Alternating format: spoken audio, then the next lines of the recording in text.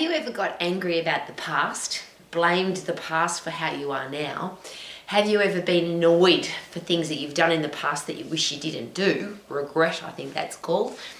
And have you ever said, I can't do anything in the future because of what happened to me in the past, because of the way my family treated me, or a traumatic experience, or something that terrible happened to me back then, so now I can't go forward? The reason I ask the question is, as a personal results coach all of my life, dealing with people one-on-one, and having been to lots of psychologists and psychiatrists and counsellors and neuroscientist offices with my clients, it's always, that seems to be the standard question. Tell me about your childhood, because your childhood has affected how you are now, which could then affect how you'll be in the future. And of course that makes sense, doesn't it? Because we are a product of everything that's happened to us up until now. But I ask a really logical question. Can I change anything that's happened in my past? What can I do differently? Who can I not meet? What experiences can I not have? What places can I not go to? What food can I not eat? It's ridiculous, isn't it? I can't change anything, and neither can you. Everything I've ever done, eaten, expended money on, every place I've ever been to, everything I've ever done, I can't change it. It happened. There's a great expression, I should have, I could have, I would have. No, I just didn't. Those three words are ridiculous. So how do we make sure then that whatever happened back there doesn't stop us from doing whatever we want to do over here? And I'm, again, having worked with so many different people and been involved with so many different head doctors, it seems that, and I'll just use this as an interesting thing to take note of, that there's a lot of people that go to medical professionals to fix up their future because of what happened to them in the past. And a lot of the people, in fact, every person I've ever worked with that keeps going to a medical professional to deal with what happened in the past, they've been going there for 5, 10, 15, 20 years. They're still dealing with what went on in the past. They haven't gotten over it, which means they've wasted 5, 10, 15 years of their life where they could have been having a great life. Now that's just an observation, that's not a judgment. Because what I want to do is change that. How can we make sure that whatever happened to you in the past doesn't affect you now or in the future? And that's one of the reasons why I buy autobiography books. It's why I study human nature. It's why I ask lots of questions of humans that have had really traumatic experiences or tough times. My library is full of books about people that are very successful now as sports people, business people. They're financially successful. They've done something that they're really passionate about and really excited about, and that's their career path or their business now. But most of those people had a really shitty past. Most sports people who are successful now, particularly boxers and soccer players, for example, football players, there's an expression in both of those sports that say there's very few rich, soft people that have ever done well in football or boxing, because it's a tough sport. And if you were brought up soft, if you were brought up easy, if you were brought up comfortable, you never chose those two sports. You did those sports to get out of the crappy life that you were in. So that's the thing that I look at. Are there people who have had terrible pasts, traumatic experiences, horrible things happen to them, and they are living as happy people right now, and their future looks very bright? Now, of course, the answer to that is yes. So then the next logical question has to be, well, how come that happened to that person? They've fallen in a heap and they've had a miserable life for the last 20 years. The same thing happened to that person, and they've used that experience as a way to get tougher, stronger, better, wiser.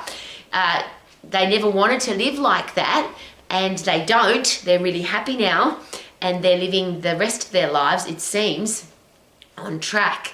And the 4 things that I always talk about, because for me success is only these 4 things, and this is what Romax is about, that's what the Max Colleges is about. Be healthy, fit and strong, have a career or business that you love, be financially free so that money doesn't control your life, and have great people in your life. So they are the people that I study. Now there's not very many of them, obviously. Some people have some things and not others. But I study those 4 things. And why is it that the people that have those things, most of them had horrible childhoods, terrible things happen to them.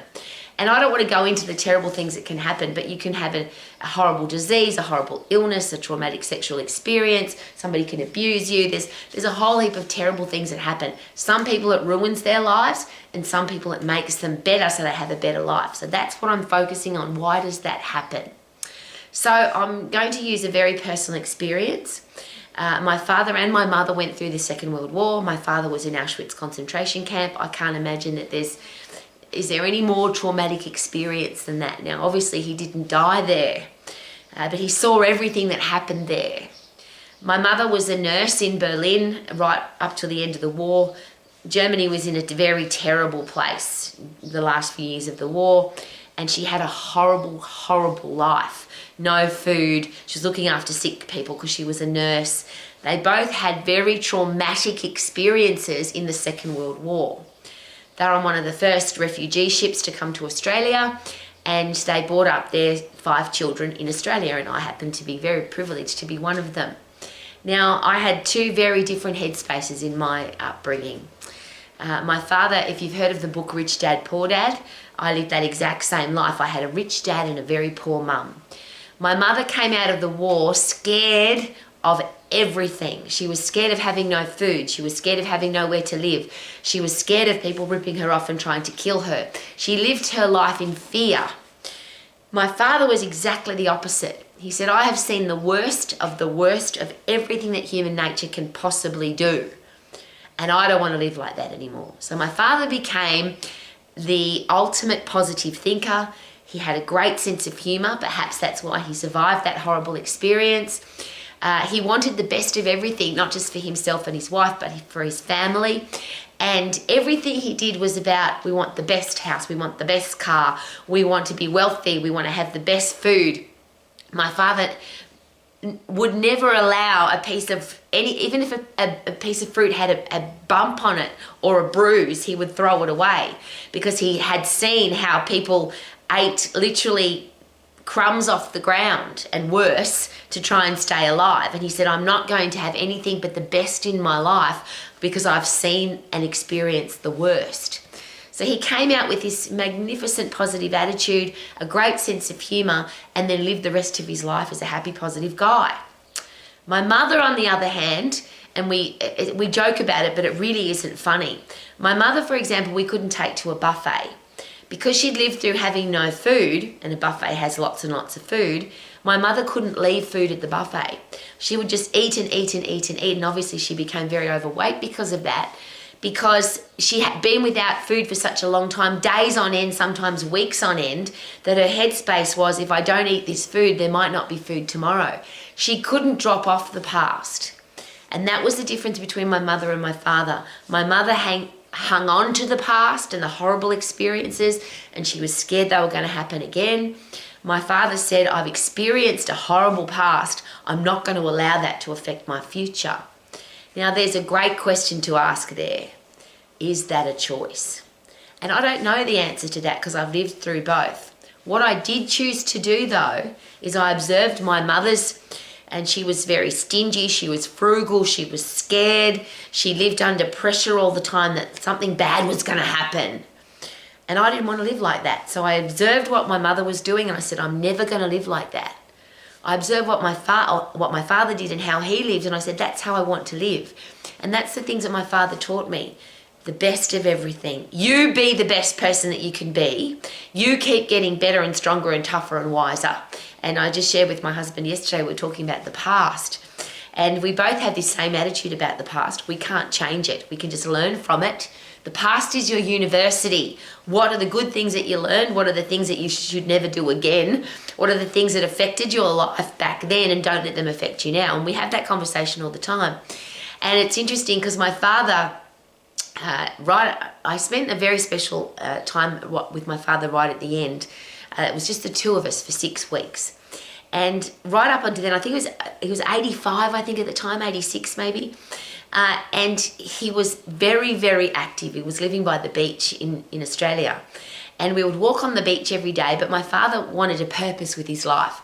So one of the things he did was he dug out they bought a new house by the ocean when they retired, and he pulled out the whole bottom of that house. He literally dug out the rock and the soil, He lined it with concrete. He lined it with plaster.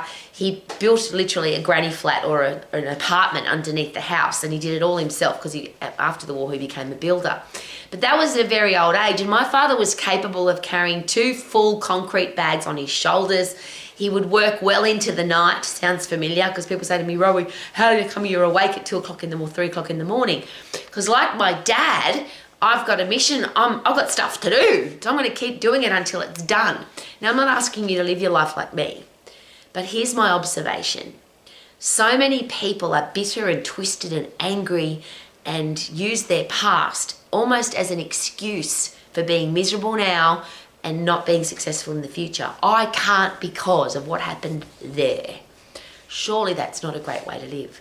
Now, you can live however you want to, of course, but because it's a choice, and if you have children, if you have students, if you have athletes on a team, if you've got people on your business team, isn't it possible that they, as a leader, they will watch what we do? They don't listen to what we say. They watch what we do. They watch how we live our lives.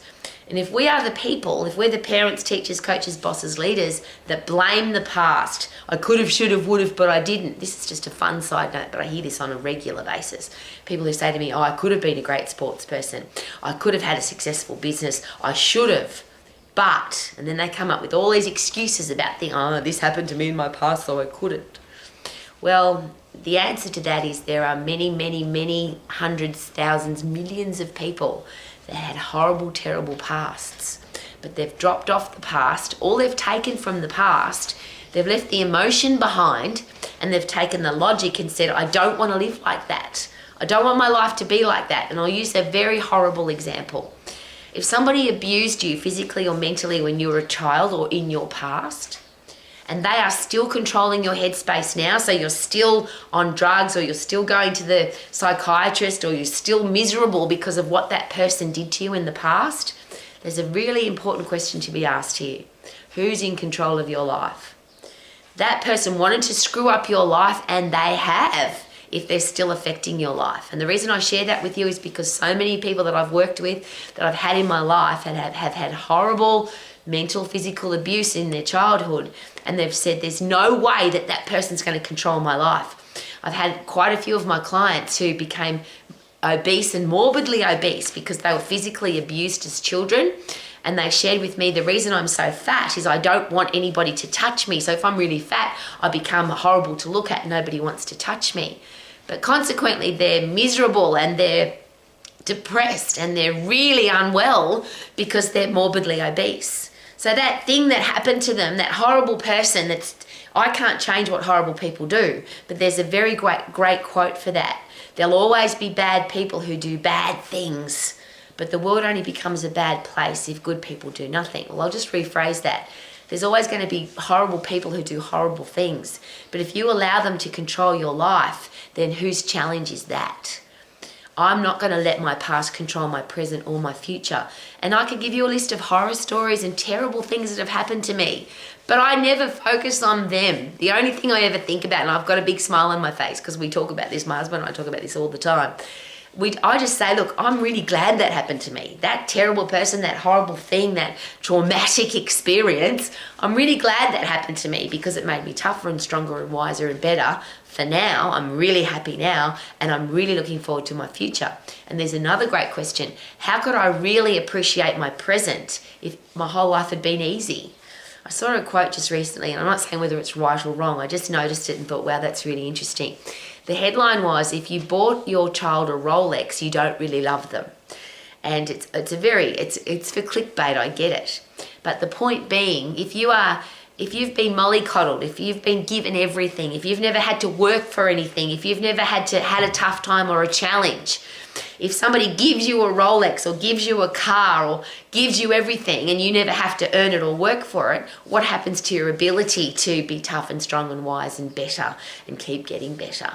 So some things to consider. If you really want to be happy now, and it's a better question, if you are miserable now, do you want to be happy? And if you really do, because a lot of people I think are happy being miserable. I know that sounds ridiculous, but it seems they keep looking for drama to make their life horrible. But if you really want to be happy, could it be a great idea to drop off the past, the emotion of the past, and say, it was horrible, but I want to have a great present and an awesome future. So I'm going to learn from what happened to me. And today, this is a new day. Today, I'm going to live my life to the max. Yeah.